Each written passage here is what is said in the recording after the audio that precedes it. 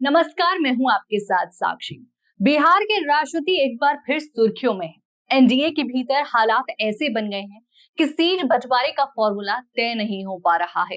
कहा जा रहा है कि हालात इतने बिगड़ गए हैं कि खुद बीजेपी के चाणक्य कहे जाने वाले अमित शाह को दिल्ली छोड़कर पटना आना पड़ा। लेकिन सबसे दिलचस्प बात ये रही कि अमित शाह ने ना तो नीतीश कुमार से मुख्यमंत्री आवास पर मुलाकात की, ना ही बीजेपी दफ्तर में, बल्कि पटना के एक 5 स्टार होटल मौर्य होटल में गुपचुप तरीके से ये बैठक की गई। अब सवाल उठता है कि आखिर इतनी गोपनीयता क्यों? ये बैठक किसी सामान्य रूटीन मुलाकात की तरह नहीं थी। इसके पीछे सबसे बड़ा मसला है सीट शेयरिंग। नीतीश कुमार चाहते हैं कि उनकी पार्टी को अधिक से अधिक सीटें मिलें, जबकि बीजेपी और सहयोगी दल अपनी अपनी ताकत के हिसाब से बड़ा हिस्सा मांग रही है। यही पेच सुलझ नहीं पा रहा। याद कीजिए, पिछली बार 2015 और 2020 के चुनाव में सीट बंटवारे पर कितनी जद्दोजहद हुई थी। 2020 में जेडीयू को 122 सीटें दी गईं, लेकिन उनमें से 7 सीटें नीतीश कुमार ने अपने कोटे से जीतन राम मांझी को दी। बीजेपी को करीब 121 सीटें मिली थी और उन्होंने मुकेश सहानी को 11 सीटें बांटी। लेकिन अब समीकरण पहले जैसे नहीं है। इस बार चिराग पासवान भी मैदान में है और जीतन राम मांझी भी ज्यादा सीटें मांग रहे हैं। मांझी का कहना है कि 6 से 7 सीटों पर लड़कर उनकी ताकत दिखाई नहीं देगी। वो साफ कह चुके हैं कि कम से कम 40 सीटें चाहिए ताकि 20 पर जीत दर्ज कर पाए। उधर चिराग पासवान भी कम सीटों पर मानने को तैयार नहीं है। उनका कहना है कि अगर पार्टी का विस्तार करना है तो कम से कम 50 से 70 सीटें मिलनी चाहिए, वरना उनके कार्यकर्ता बाकी जिलों में क्या करेंगे? झुनझुना बजाएंगे? ऐसा सवाल।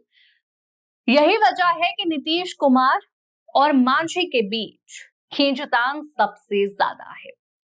बीजेपी भी इस मसले से बचना चाहती है और चाहती है कि मांझी को नीतीश मनाए, लेकिन नीतीश साफ कह रहे हैं कि हमें गुना गणित मत समझाइएगा, हमें जो चाहिए वो दीजिएगा। लेकिन यहाँ पर बात सिर्फ सीटों की नहीं है, नीतीश कुमार की इमेज भी बड़ा मुद्दा है। आरजेडी तो छोड़िए, खुद बीजेपी के नेता और मीडिया के जरिए लगातार ये मैसेज देने की कोशिश की जा रही है कि नीतीश अब थक चुके हैं, बुजुर्ग हो चुके हैं और बिहार नहीं संभाल पा रहे। कभी मंच पर उनका अजीब व्यवहार दिखाया जाता है, कभी सम्राट चौधरी जैसे नेता नीतीश की बात काट देते हैं। यानी माहौल ऐसा बनाया जा रहा है कि चुनाव के बाद मुख्यमंत्री नीतीश नहीं रहेंगे।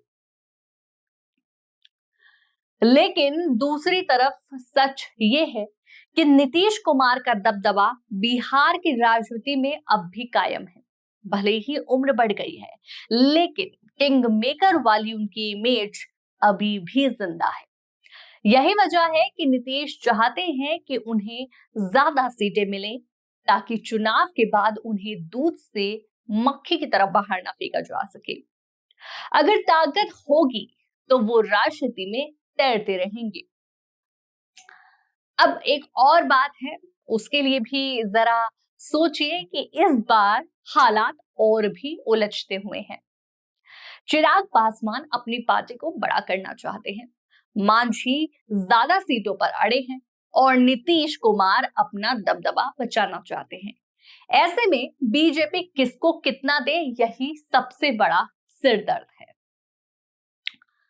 और यहाँ पर एक और दिलचस्प बात अभी हम आपको बताने जा रहे हैं।